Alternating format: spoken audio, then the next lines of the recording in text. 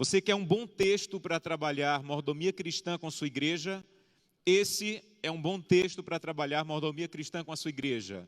Vi outro anjo voando pelo meio do céu, tendo um evangelho eterno para proclamar aos que habitam sobre a terra, e a toda a nação, tribo, língua e povo. Pregue esse texto, fale sobre mordomia cristã para a sua igreja a partir desse texto. Esse texto faz parte do nascimento ou do chamado de Deus para o povo que no último momento dessa terra deveria proclamar o evangelho. Então ele diz que esse povo foi visto por João, tendo muita pressa, pregando o evangelho, mas quando terminasse de pregar o evangelho no Brasil, chegava o fim. É isso que diz o texto? O nosso chamado é pregar o evangelho no estado de São Paulo. É isso que diz o texto? Não. O nosso chamado como um povo é para pregar o evangelho a cada nação, tribo, língua e povo. Agora, quando nós falamos de missão e mordomia cristã, tem pessoas que ficam sempre dizendo assim: tem que ouvir mais histórias de missão, tem que ouvir mais histórias de missão para estimular as pessoas a doarem, a serem fiéis. Olha essa citação de Ellen White. Os seguidores de Cristo não devem esperar por apelos missionários emocionantes para despertá-los à ação. Então, para que serve a missão na mordomia cristã? Não é para você dizer assim, olha, tem que contar histórias e histórias para emocionar as pessoas, para que as pessoas possam afrouxar o bolso para poder ser fiéis. Não. Ninguém tem que ser fiel porque está ouvindo apelos missionários emocionantes. Ela diz: se espiritualmente despertos, eles vão ouvir na renda de cada semana, seja muito ou pouco, a voz de quem? De Deus e da consciência, com a autoridade, exigindo os dízimos e as ofertas devidas ao Senhor. Então, quando você falar de missão na sua igreja, ligada à mordomia cristã, não é para ficar estimulando o povo a doar, porque está sabendo o que está acontecendo na África, o que está acontecendo na Ásia. As pessoas têm que ser fiéis pelo que nós já ouvimos até agora. Agora, histórias missionárias são para confirmar e nos emocionar de que Deus está agindo e que o evangelho está sendo pregado a cada tribo, língua e nação. Hoje à tarde eu não vou dar um seminário para vocês, eu vou contar um testemunho para vocês. Há alguns meses atrás, eu recebi o convite de ir a um país da África chamado Moçambique, para pregar e dar aulas para os pastores. Eles reuniram os pastores ali do país, e eu fui dar aulas para esses pastores sobre mordomia cristã. A Associação Geral tem um programa de capacitar os pastores ao redor do mundo na área da mordomia cristã. E eu tive o privilégio de receber o convite para ir dar aula para esses pastores. Quando eu recebi o convite, eu confesso, eu não conhecia praticamente nada sobre o país. Comecei a pesquisar e descobri que Moçambique, dos seus 25 milhões de habitantes, 15 milhões ou 60% da população vive no que eles chamam de extrema pobreza. Uma parte da população, grande parte da população, está passiva de morrer de fome. Imagine um lugar em que 15 milhões de pessoas estão passivas de morrer de fome. E quando eu comecei a descobrir isso, eu comecei a pensar, meu Deus, eu não posso ir para esse país levando PowerPoint, levando sermão, levando aula. Eu preciso ajudar essas pessoas. Eu não posso ir para um lugar desse e só levar sermão e seminário. Eu preciso ajudar pessoas. E Deus começou a colocar no meu coração o desejo de alugar um container, encher esse container de doação e levar para Moçambique para ajudar as pessoas. Uma pessoa física não pode levar comida por questão de segurança alimentar, mas eu poderia colocar no container roupa, bíblias, material da igreja, brinquedos, material para a escola das crianças, material didático. E eu fui num porto de Recife, eu morava em Recife na época, e eu descobri que para enviar um container de Recife para Moçambique, eu ia precisar de R$9.000. E eu não tinha os R$9.000. E quando você tem um sonho e você não tem como alcançar esse sonho, você tem que começar a vender o seu sonho. E eu comecei a vender o meu sonho. E comecei a ligar para alguns amigos, dizer assim, olha, eu estou com sonhos, estou indo a Moçambique, e eu não quero ir de mãos vazias, eu preciso ajudar aquelas pessoas. E um dia eu estava em uma cidade, o telefone tocou, e um amigo disse assim, pastor, eu acredito nesse sonho. Eu vou doar os 9.000 reais para você alugar o container. E agora eu já tinha o dinheiro para o container. E ia começar uma campanha na igreja, na cidade de Recife, para conseguir Bíblia, conseguir material didático, conseguir roupa.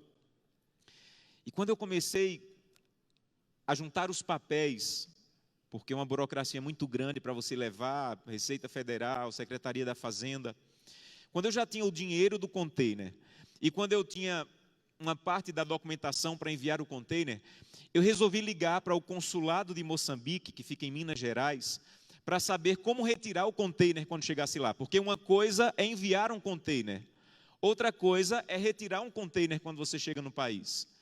E eu liguei para o consulado, e aqui eu abro um parêntese. Você quer ver Deus agir? Se envolva com a missão. Às vezes você passa muito tempo orando por você e por suas necessidades. Continue.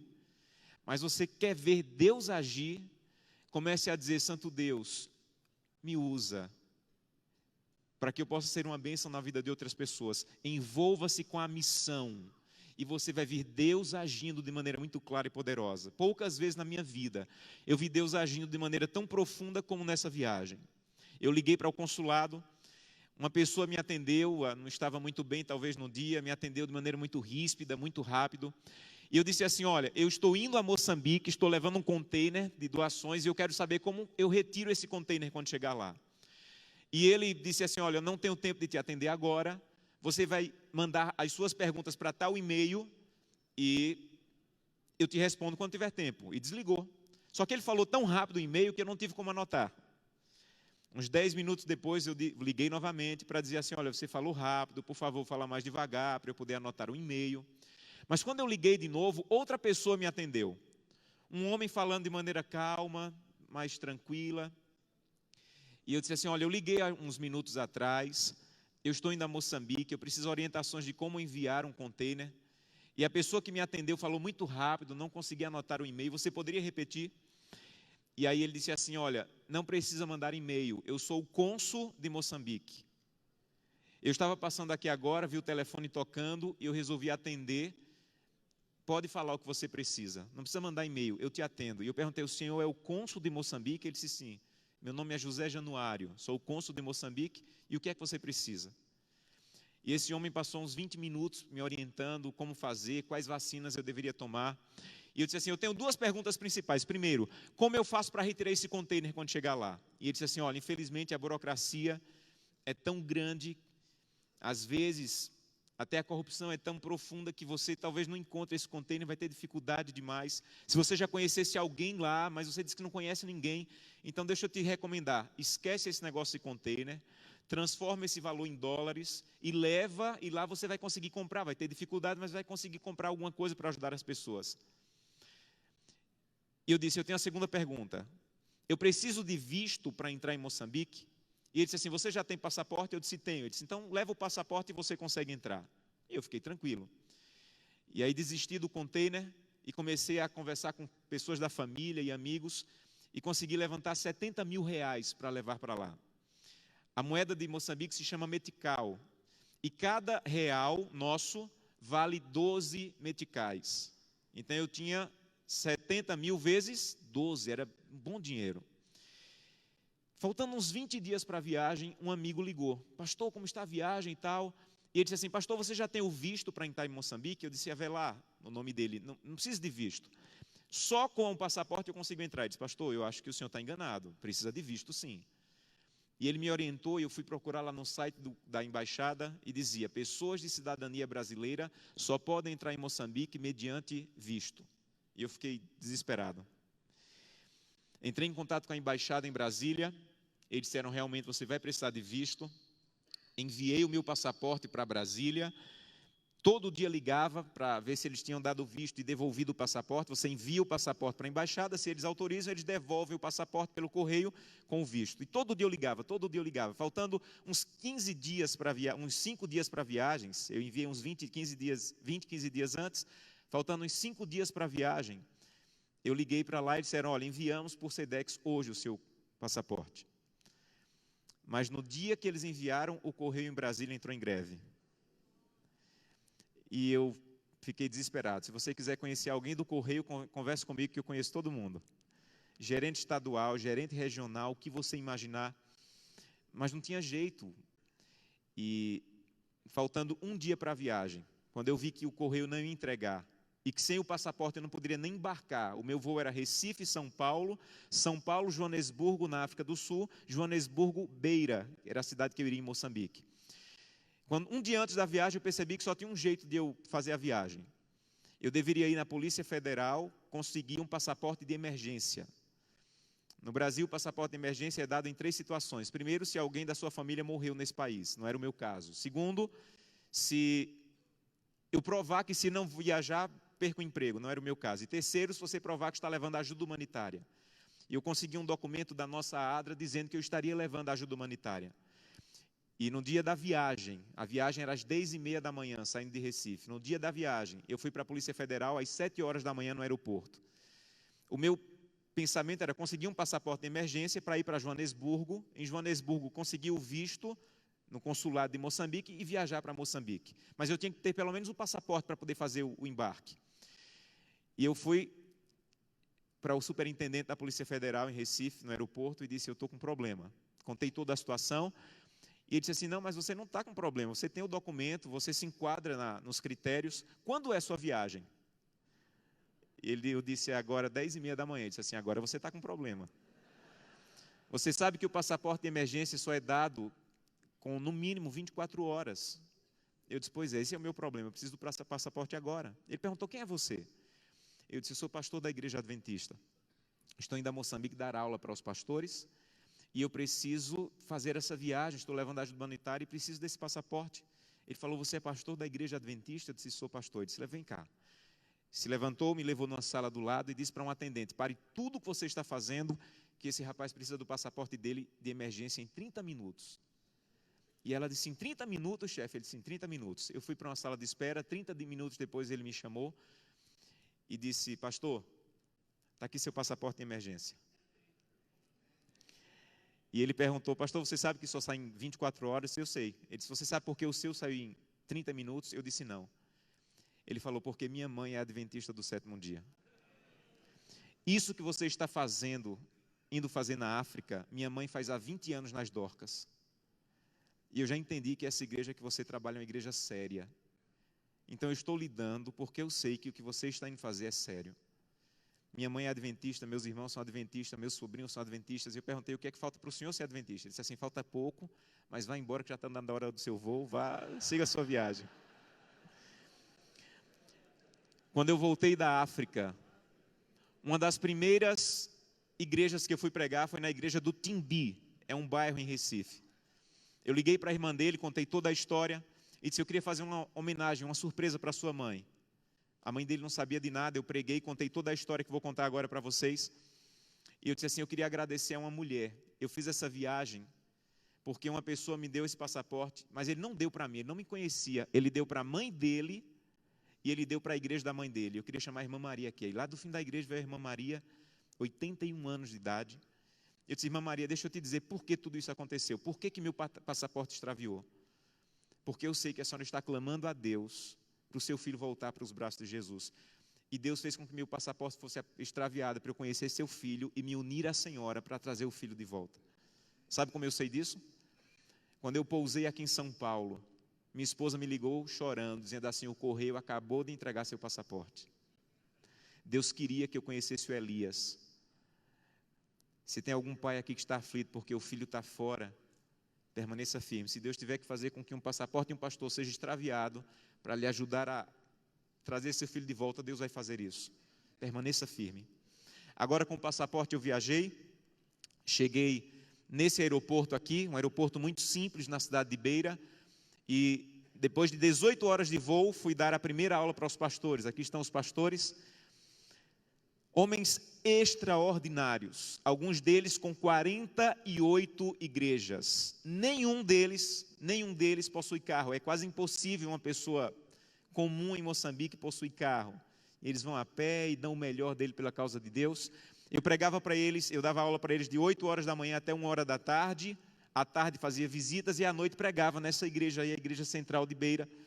No sábado, quando eu cheguei para pregar, eles começam o culto lá 8 horas da manhã, um ancião disse assim, eu quero chamar o casal de namorados aqui à frente. Aí lá foi esse casal, eu disse assim, vou tirar foto, alguma coisa vai acontecer.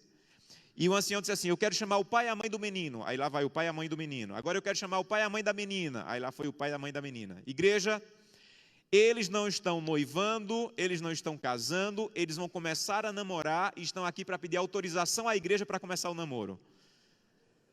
Pai e a mãe do menino, autoriza? Autorizamos. Pai e a mãe do menino, autoriza? Autorizamos. Igreja, autoriza? A igreja levantou a mão, autorizamos. E ele começou um discurso falando sobre o que é o namoro cristão, que o namoro cristão tem lugar, que o namoro cristão tem hora, que o namoro cristão tem que ser para testemunhar para as pessoas de quem é você. Quando terminou, eu voltei com o olho arregalado, assim, assustado, e um ancião disse assim, pastor, o que foi? Eu disse, que coisa linda. Os meninos vão à frente pedir autorização dos pais. Ele disse assim, e como é no Brasil? Aí eu disse, pula essa pergunta, deixa essa pergunta para outro dia. E aí eles foram cantar, gente. Eu não tenho palavras para descrever o que é esse povo cantando. Eles não cantam, eles adoram. É inimaginável em Moçambique alguém na hora do louvor está mascando chiclete ou está olhando o WhatsApp. Sabe por que eles cantam? Porque uma mãe de 6 filhos vai para a igreja dizendo assim, meu Deus, eu consegui manter os meus 6 filhos vivos, eu tenho que te louvar, eu tenho que te agradecer, eu estou vivo. E eles começaram a cantar, e depois começaram os corais, e lá eles têm coral para tudo, é coral de criança, coral de jovem, coral de idoso, coral da igreja toda, coral dos homens, coral das mulheres. E o teste do coral lá é o seguinte, você respira, respira aí para eu ver. Pronto, já pode participar do coral.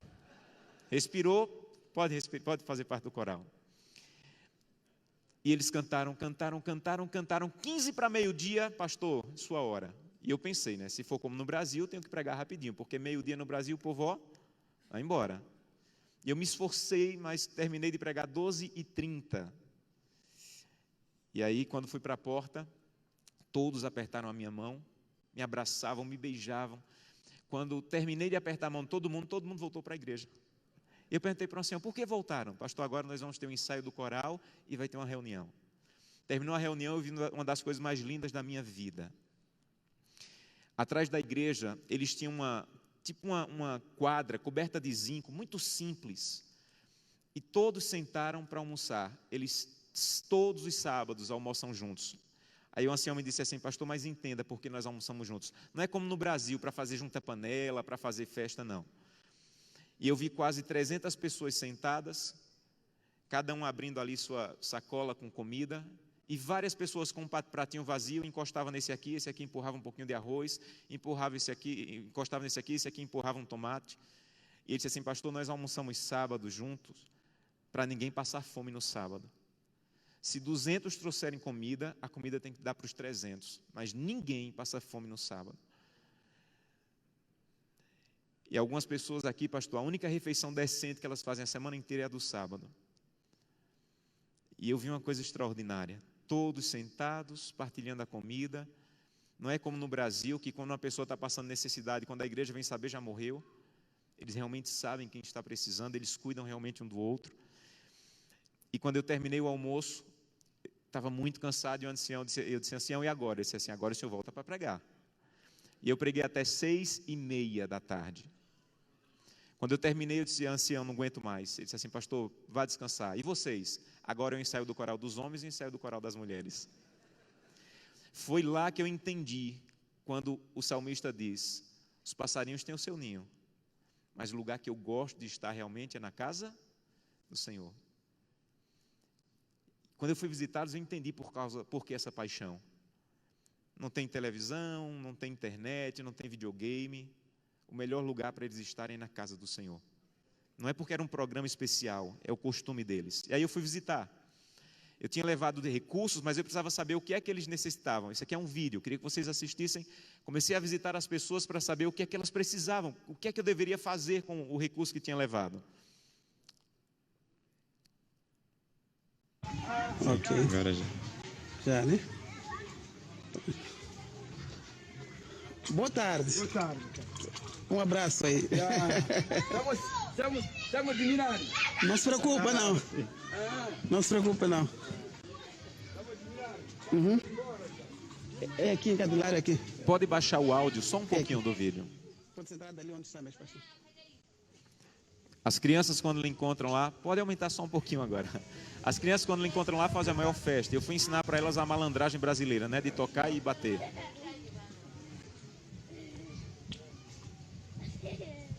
Olha aí, o que não presta, aprende rapidinho, né?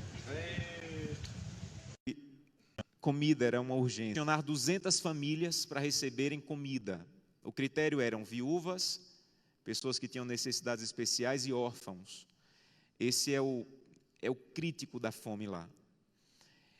Só que não dava para fazer uma cesta básica. Como tem famílias que têm 10 filhos, 9 filhos, não dava para fazer uma cesta básica como essa do supermercado. Uma cesta básica dessa do supermercado, numa família de 14 pessoas, termina em meia hora a comida. Então nós temos uma super cesta básica. Cada cesta básica tinha 25 quilos de arroz, 25 quilos de farinha de milho, que eles usam para fazer muitas comidas lá. Um peixe que eles têm lá, que eles usam lá com sal e conservam, não tem geladeira. Carvão, porque muitas pessoas usavam lixo para fazer o fogo, e daí vem a doença, porque a fumaça invade a comida. E uma situação assustadora. E começamos a entregar a comida, e compramos a farinha, óleo, açúcar, arroz, feijão, batata. Toda a igreja lá tem uma mulher que eles chamam de mama. Mama é aquela mãezona que faz de tudo para ninguém passar necessidade. Pode passar esse vídeo. Essa é a mama da igreja que eu estava. Quantas cestas básicas já temos aqui prontas? Prontas, já temos 37 básicas prontas. Assim esperamos do transporte para irmos entregar para as pessoas necessitadas. Já vamos entregar hoje? Hoje sim, vamos começar hoje, depois amanhã vamos terminar. E o que tem em cada cesta básica, irmã? Cada cesta básica tem muita coisa. Temos 25 de arroz, quilo, e 25 quilos de farinha, 5 quilos de açúcar, 4 quilos de feijão, 2 barras de sabão e 5 litros de óleo, etc. E o que a senhora acha que essa comida vai levar para as pessoas? Esta comida não só para alimentar eles, a saciar, esta forma que nós fizemos assim, é para evangelizarmos, para aquelas pessoas saberem de que há um Deus verdadeiro, para que um dia reconheçam escolher seu Deus como Salvador. Amém. Obrigado. Essa é uma das irmãs mais queridas e carinhosas dessa igreja, por isso é chamada de mama. Deus te abençoe, irmã. Sim, obrigado, obrigado. Deixa-me falar o meu nome. O meu nome, chamo-me Belita Mazambo, mas por ser uma mãe que sempre estou aqui na igreja, toda a gente, homens, mulheres, crianças, me sou de Mamã Mazambo. Muito obrigado. Deus te abençoe. Obrigada, obrigada. Uma das pessoas mais incríveis que eu já conheci na vida. Ela disse que a comida era para fazer o quê? Eles só pensam nisso e já vou te explicar por quê. Nós fomos entregar a comida, eu não tenho palavras para descrever esses abraços. Nós entregamos 120 dessas cestas básicas para as pessoas que não tinham condições de vir buscar. Nós fomos levar, mas 80 que tinham com uma carroça, alguma coisa para carregar, nós dissemos assim, no último domingo que eu estava lá, venham buscar na igreja, as 80, mas não foi uma boa ideia, porque apareceram 120 famílias. Então eu reuni todo mundo na igreja e disse assim, olha, infelizmente nós não temos comida para as 120, nós vamos seguir o critério que estabelecemos da lista que fizemos, infelizmente quem não estiver na lista não vai receber. E aí veio uma das segundas maiores lições da minha vida. Essas mulheres todas iam receber, todas viúvas, disseram, pastor, fica tranquilo, eu levo a farinha, ela leva o arroz. Eu levo açúcar, ela leva o feijão, mas ninguém vai sair sem nada. E eles foram capazes de dividir o que tinham uns com os outros, e as 120 famílias saíram com alguma coisa. Todo dia eu mandava uma foto para a minha casa da comida, não sei o que é nada aí, mas com exceção da comida da minha sogra, da minha mãe e da minha esposa, eu nunca comi uma comida tão saborosa na vida, uma comida extremamente saborosa. E aí visitando as pessoas eu encontrei isso aqui. O que é isso? Novo tempo. Sabe o que eles me disseram, pastor? Leva a nossa gratidão para os irmãos do Brasil. Nós não temos materiais, mas agora com a Novo Tempo aqui nós temos conteúdo. E centenas de pessoas estão indo para a igreja. Eu já amava a Novo Tempo. Mas depois do que eu vi que a Novo Tempo está fazendo em Moçambique, eu amo muito mais a Novo Tempo. Eu não sei se você sabe disso, mas 2,6 do seu dízimo vai para Novo Tempo. Sabe quanto vai do dízimo deles para Novo Tempo? 0. Sabe quem está mantendo a Novo Tempo em Moçambique? Os dizimistas do Brasil. Você vai chegar no céu e vai encontrar milhares de pessoas que aceitaram a verdade em Moçambique, um país que talvez você nunca foi, porque o recurso que Deus colocou em tuas mãos está chegando lá e a Novo Tempo está salvando pessoas. Sabe o que é isso? Isso é mordomia e missão. Onde eu estou, eu prego com os meus dons. Onde eu não estou, eu prego com o meu recurso. Quando a Bíblia diz, ide por todo mundo pregar o evangelho a cada tribo, língua e nação, você não pode pensar assim, não, eu prego aqui e os missionários pregam lá. Não, você tem que pregar aqui e lá. A Bíblia não diz que é só para pregar nas nações os missionários. Eu também tenho que pregar as nações, só que eu não posso ir nas nações. Então, como eu chego nas nações? Através dos recursos de Deus que estão nas minhas mãos. Então, o evangelho deve ser pregado por mim aqui e lá. Aqui eu dou estudo bíblico. Aqui eu ensino as pessoas a Bíblia. E lá, os meus recursos estão cumprindo o evangelho. Um dia, numa tarde, eu estava visitando essa igreja e encontrei essa situação. Alguém doou um dinheiro, eles levantaram a parede, mas não tinham telhado, colocaram latas para poder colocar o telhado. E eu consegui uma parte do recurso para terminar aquela igreja. Cheguei lá 8 horas da manhã para dar notícia para a igreja de que nós iríamos reformar a igreja. E ouvi esse coral, o coral de jovens da igreja de Belém. Olha que coisa extraordinária.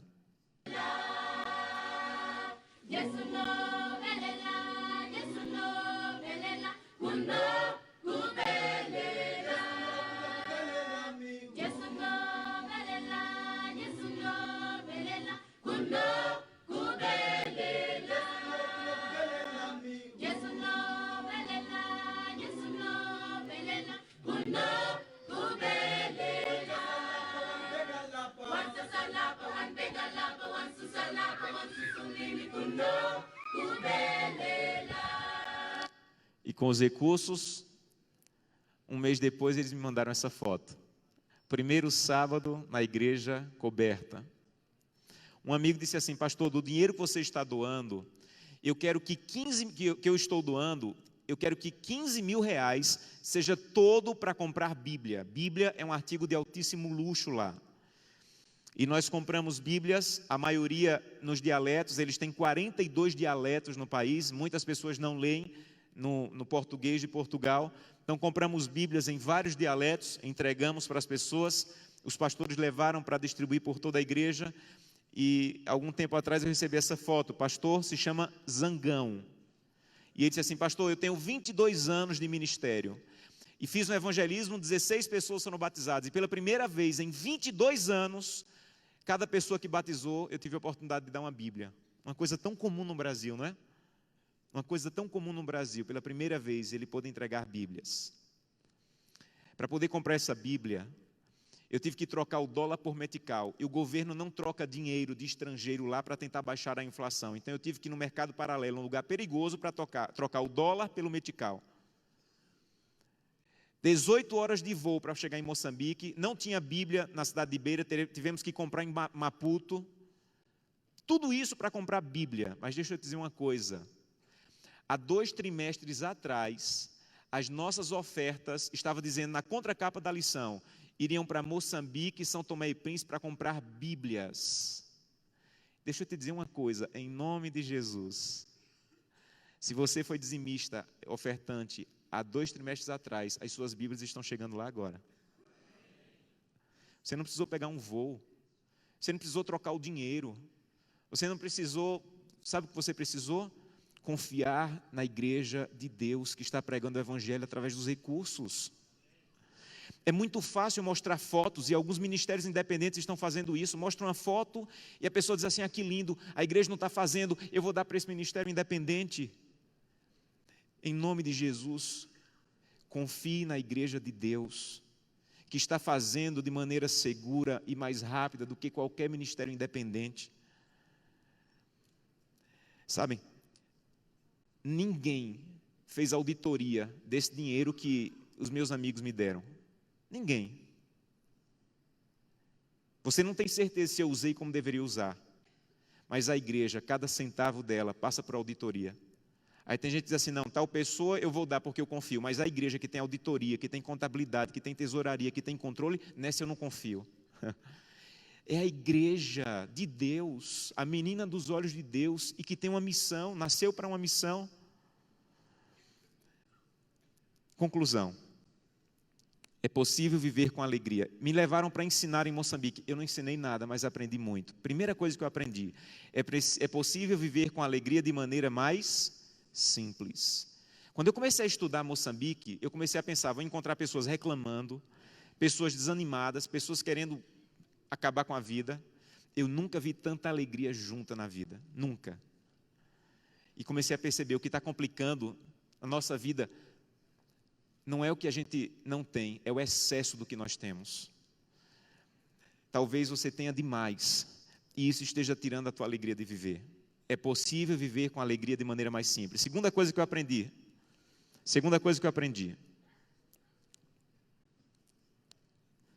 Aqui não está funcionando, se você puder me ajudar aí.